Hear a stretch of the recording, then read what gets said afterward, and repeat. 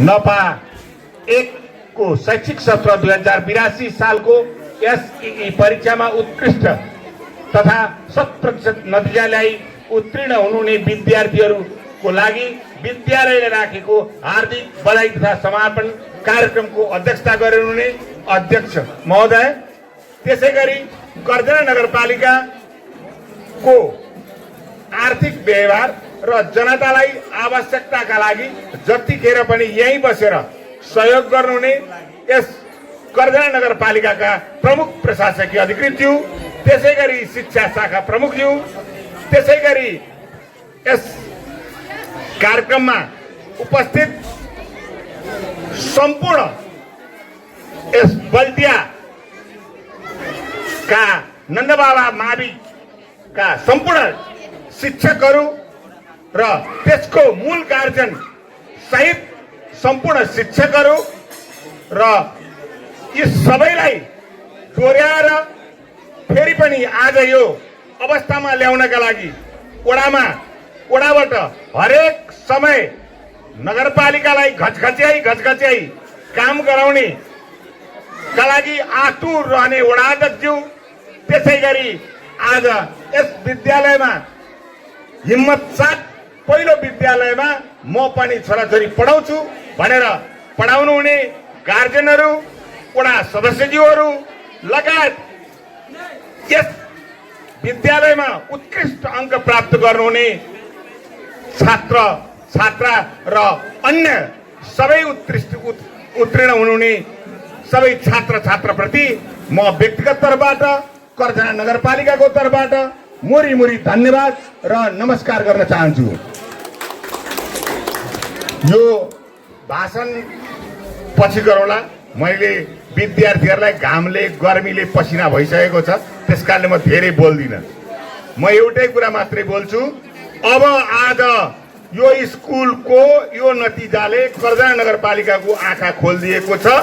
अब आउने नीति तथा कार्यक्रम र अहिले आउने बजेटबाट उत्कृष्ट अङ्क ल्याउनेलाई 50,000 र स्कुललाई चाहिँ 1 लाख रुपियाँ दिने निर्णय पारित गराउने घोषणा गर्दछु। नगरपालिकामा गर्जना नगरपालिकाले के गर्यो, 4 वर्षमा के गर्यो, उहाँहरूलाई प्रश्न छ। एउटा स्कुल खडा गर्यो, त्यो स्कुलमा विद्यार्थी पढायो, आज जिल्लाको नमुना टप एउटा विद्यार्थी निकाल्यो। त्यही हो मेरो भयो। के गर्यो भन्दाखेरि त्यही गरेको छ।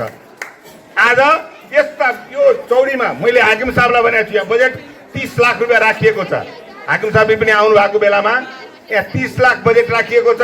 यसलाई कुन प्रक्रियाले कसरी मिलाउन सकिन्छ, यो पोखरीलाई बनाइदिनु पर्यो। भोलि विद्यार्थीहरू यस पानीबाट नगरुन्। नगरपालिकाले 30 लाख छुट्याइदिएको छ, त्यो गर्दिनै होला। र सबैलाई फेरि पनि म धेरै अब न्यानो भनौँ भने यस्तो गर्मी छ, भित्रदेखि एकदम हृदयदेखि तय दिल से पास गर्ने सम्पूर्ण विद्यार्थीहरूप्रति हार्दिक स्वागत, एकदम दिलदेखि उहाँहरूलाई बधाई दिँदै म आफ्नो बधाई यही अन्त गर्छु। हस्त, धन्यवाद, नमस्कार।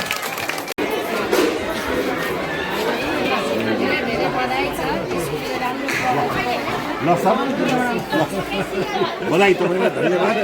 तपाईँको यो उत्तरार्ध घडीमा तपाईँले गरेको जीवन यो दुःख हामी र हाम्रा विद्यार्थीहरूले सबै सम्झिरहने कुरा म तपाईँलाई ढुक्कका साथ भन्न सक्छु। तपाईँलाई सबै सम्झिरहने हजुरलाई पनि एकदम धन्यवाद छ। मरिमरि नगरपालिकाको सहयोगले यति परेको छ।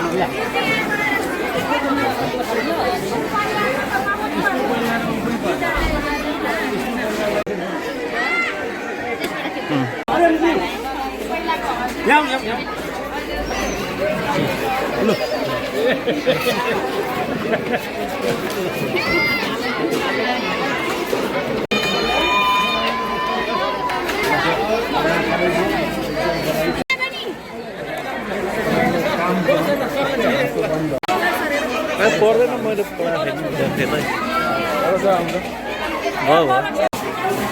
विशिष्ट अतिथिबाट यो प्यारेन्ट्सको थियो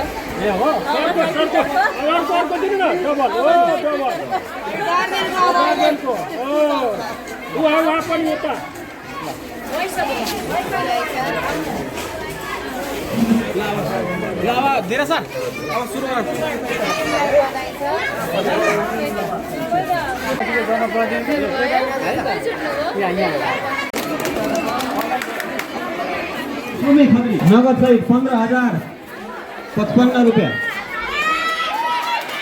जोरदार ताली। मेहनत गरेपछि हरेक प्रकारले हामीले स्वागतको साथै आर्थिक रूपमा सम्मान